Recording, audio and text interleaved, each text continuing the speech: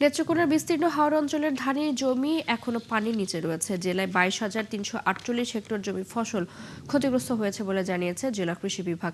সেখানকার পরিস্থিতি জানাতে আমাদের সাথে যুক্ত হচ্ছেন সহকর্মী মির্জা হৃদয় সাগর। সাগর, এলাকার পরিস্থিতি কেমন দেখছেন? পরিস্থিতি নিয়ে কৃষকরা কি বলছেন? এই বিষয়ে কৃষি বিভাগ বা জেলা প্রশাসন থেকে কোনো ব্যবস্থা নেওয়া হয়েছে কিনা সব মিলিয়ে জানাবেন।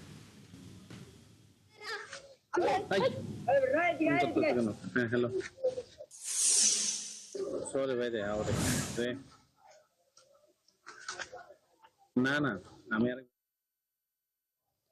গত এক সপ্তাহ আগের ভারী বৃষ্টি ও পাহাড়ি ঢলে নেত্রকোনা বিস্তীর্ণ জমি, হাওরের যে জমিগুলো আছে সবগুলি ডুবে গিয়েছিল। তারপর থেকেই মূলত কৃষকরা মাঠে নেমেছে এই ডুবে যাওয়া জমির ধান কেটে সংরক্ষণ করার জন্য। তবে এক সপ্তাহের মধ্যে আমরা দেখেছি যে বিভিন্ন হাওরের বিভিন্ন কৃষকরা জমি থেকে ধান সংগ্রহের কাজ করেছে। তো গত 2 দিন যাবত আমরা লক্ষ্য করছি কৃষকরা মূলত তাদের জমি থেকে এখন আর ধান সংগ্রহ করছে না। মূলত আমরা কৃষকদের সাথে কথা বলছিলাম যে পানি থেকে যে ধানগুলো উত্তোলন করা হচ্ছিল সবগুলোই পচে গেছে। মানে এই ধানটুকু সংগ্রহ করে রোদে শুকানোও যাচ্ছে না, আবার বিক্রি করাও যাচ্ছে না। আমরা কৃষকদের সাথে কথা বলেছিলাম, কৃষকরা বলছে যে যেহেতু ধানের একেবারে মূল্য পাচ্ছে না এবং এই ধানটা খাওয়ার উপযোগী না, এখন তারা ধান মূলত শুকাতে ব্যস্ত, হাওরে আর ডুবে যাওয়া ধান সংগ্রহ করতে ব্যস্ত নয়। তবে আমরা যদি একজন কৃষকের সাথে কথা বলি যে আসলেই আপনাদের হাওরের কি অবস্থা, আমাদের হাওরে অল্প অল্প পরিমাণ ধান সংগ্রহ করছি যেগুলা, আর এখন যেগুলো আছে এগুলা আমরা খাওয়ার মতো কোনো পরিবেশ নাই, কারণ পচে গেছে।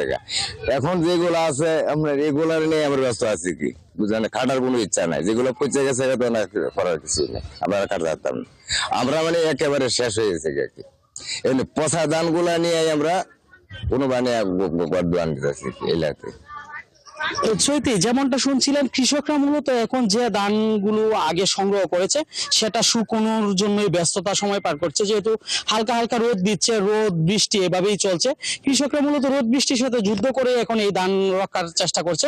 কৃষি বিভাগের সাথে আমরা কথা বলেছিলাম, কৃষি বিভাগ যেটি বলেছে যে নিচু জমিগুলো যেগুলো ডুবে গেছে সেগুলো তো শেষেই, উঁচু যে জমিগুলো আছে সেগুলো দ্রুত ধান কাটার জন্য কৃষকদের পরামর্শ দিচ্ছে।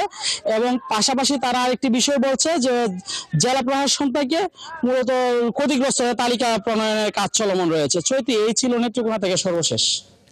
সাগর, আপনাকে ধন্যবাদ। আমাদের সাথে নেত্রকোনা থেকে হাওর অঞ্চলের খবর জানাচ্ছিলেন সহকর্মী মির্জা হৃদয় সাগর।